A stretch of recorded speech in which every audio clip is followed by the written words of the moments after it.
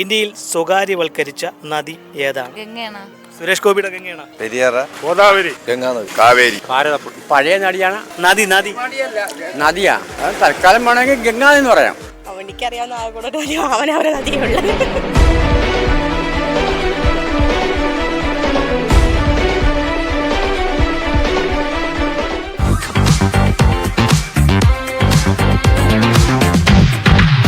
നമസ്കാരം. News diary കേരളത്തിന്റെ 1000 ചോദ്യങ്ങളും കൈനിറയ സമ്മാനങ്ങളും എന്ന പ്രോഗ്രാമിന്റെ പുതിയൊരു ഭാഗത്തേക്ക് ഏവർക്കും ഒരിക്കൽ കൂടി ഹൃദയം നിറഞ്ഞ സ്വാഗതം.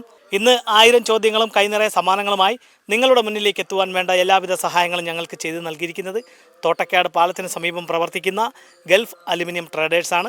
അവർ നൽകുന്ന മനോഹരമായ സമ്മാനവുമായിട്ടാണ് ഞങ്ങൾ നിങ്ങളുടെ മുന്നിലേക്ക് എത്തുന്നത്.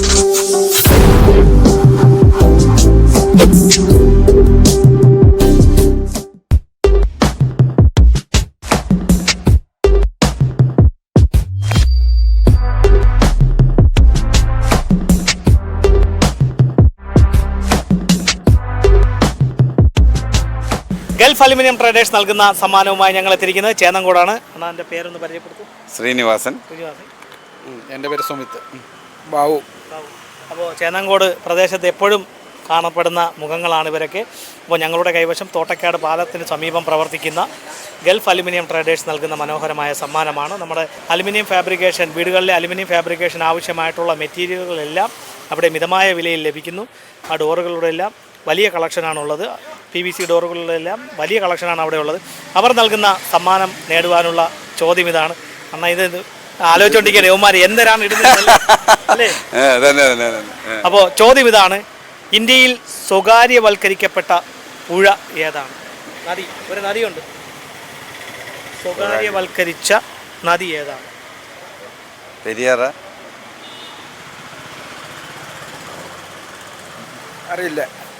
അറിയില്ല. പൂപ്പാണ്ടിപുരം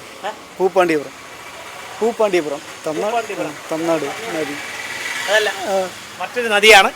ഇന്ത്യയിൽ സ്വകാര്യവൽക്കരിച്ച നദി ഏതാണ്? നമ്മൾ സാധാരണ നദി എന്ന് പറഞ്ഞാൽ അങ്ങനെ സ്വകാര്യവൽക്കരിക്കത്തില്ല. അത് പ്രൈവറ്റ് കമ്പനിക്ക് വിറ്റു. ആ നദി ഏതാണ്? യമുന അല്ല. ഗോദാവരിയല്ല, യമുനയുമല്ല. മറ്റൊരു നദിയാണ്. ഇന്ത്യയിൽ സ്വകാര്യവൽക്കരിച്ച പുഴ ഏതാണ്? പുഴ, ഒരു നദി. ഗംഗാനദി. വേറെ ആരെങ്കിലും വേറെ നദി പറയുന്നത്? ഇന്ത്യയിൽ സ്വകാര്യവൽക്കരിച്ച നദി ഏതാണ്? കാവേരി.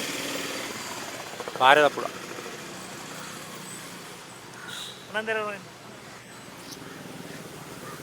ഭാരതപ്പുഴ, കാവേരി, ഗംഗാനദി. അദ്ദേഹം പറയുന്നതാണ് ശരിയെങ്കില?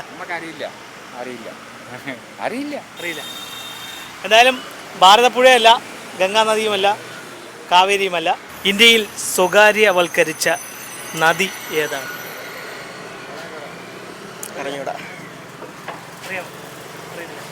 അറിയില്ല. ഗൾഫ് അലുമിനിയം ട്രേഡേഴ്സ് നൽകുന്ന മനോഹരമായ ഒരു സമ്മാനമാണ്. ഞങ്ങളുടെ ഈ ചോദ്യത്തിന് ശരിയായിട്ടുള്ളൊരു ഉത്തരം നൽകുക, സമ്മാനം നേടുക. ചോദ്യം ഇതാണ്: ഇന്ത്യയിൽ സ്വകാര്യവൽക്കരിച്ച നദി ഏതാണ്? അയ്യോ, എനിക്കറിയത്തില്ല. നദിയെക്കുറിച്ച് അറിഞ്ഞൂടാ. പ്രൈവറ്റ് ആട്ടാ, എനിക്കത് അറിഞ്ഞൂടാ. പഴയ നദിയാണ്. നദി നദിയാ തൽക്കാലം വേണമെങ്കിൽ ഗംഗാ എന്ന് പറയാം. അതിനെക്കുറിച്ച് ഒരു വിവരമില്ല. ഇന്ത്യയിൽ സ്വകാര്യവൽക്കരിച്ച നദി ഏതാണ്?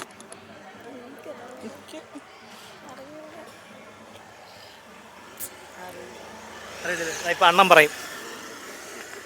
ഇന്ത്യയിൽ സ്വകാര്യവൽക്കരിച്ച നദി ഏതാണ്? അറിയില്ല. എല്ലാരും പറയുന്ന ഒരു നദിയാണ്. ചേച്ചി പറയും. താഴെ നിന്നുകൊണ്ട്. ഗംഗയാണ്. സുരേഷ് ഗോപിയുടെ ഗംഗയാണ്? അല്ല, മറ്റേ ഗംഗാനദിയല്ല. അപ്പോൾ ആ നദി മറ്റാരെങ്കിലും പറയുമെന്ന് നോക്കാം. അപ്പോൾ ഞങ്ങളുടെ കൈവശം ഗൾഫ് അലുമിനിയം ട്രേഡേഴ്സ് നൽകുന്ന മനോഹരമായ ഒരു സമ്മാനമുണ്ട്. ഞങ്ങളുടെ ചോദ്യത്തിന് ശരിയായിട്ടുള്ളൊരു ഉത്തരം നൽകുക, സമ്മാനം നേടുക. ചോദ്യം ഇതാണ്: ഇന്ത്യയിൽ സ്വകാര്യവൽക്കരിച്ച നദി ഏതാണ്? അങ്ങനെ ഒരു നദിയുണ്ട്. നമ്മുടെ രാജ്യത്ത് ഒരു നദി ഒരു പ്രൈവറ്റ് കമ്പനിക്ക് വിൽക്കപ്പെട്ടു. ആ നദി ഏതാണെന്നാണ്? എനിക്കറിയാവുന്ന ആൾക്കൂടെ അവനവരെ നദിയുള്ളത്. നിങ്ങൾ അടുത്ത് കിടക്കുന്നുണ്ട് അല്ലേ? അറിയത്തില്ല. അങ്ങനെ ഒരു നദിയുണ്ട്. സിയോനാഥ് നദി എന്ന് കേട്ടിട്ടുണ്ടോ? മധ്യപ്രദേശിൽ, അന്നത്തെ മധ്യപ്രദേശിലായിരുന്നു. മഹാരാഷ്ട്രയിൽ ഉത്ഭവിച്ച് മഹാനദിയിൽ ചേരുന്ന നദിയാണ് സിയോനാഥ് നദി. അത് 1998 അന്നത്തെ സർക്കാർ റേഡിയസ് വാട്ടർ ലിമിറ്റഡ് എന്ന് പറഞ്ഞൊരു കമ്പനിക്ക് അത് വിൽക്കുകയുണ്ടായി. 23 കിലോമീറ്റർ നീളത്തിൽ അത് വിൽക്കുകയുണ്ടായി. അതുമായി ബന്ധപ്പെട്ട് മധ്യപ്രദേശിൽ വലിയ പ്രക്ഷോഭങ്ങൾ നടന്നിട്ടുള്ളതാണ്. അപ്പോൾ സിയോനാഥ് നദിയാണ് ഇന്ത്യയിൽ സ്വകാര്യവൽക്കരിച്ച നദി, ഏക നദി. അപ്പോൾ ഇതുപോലെ വിജ്ഞാനപരമായിട്ടുള്ള ചോദ്യങ്ങളും മനോഹരമായ സമ്മാനങ്ങളുമായി ഇനി ഞങ്ങൾ നിങ്ങളുടെ വീതികളിലൂടെ നിങ്ങളുടെ മുന്നിലേക്കായിരിക്കും എത്തുക. ഞങ്ങളെ പ്രതീക്ഷിക്കുക. അതുവരയ്ക്കും ക്യാമറമാൻ റജിനൊപ്പം RS Nishad, news diary Keralam.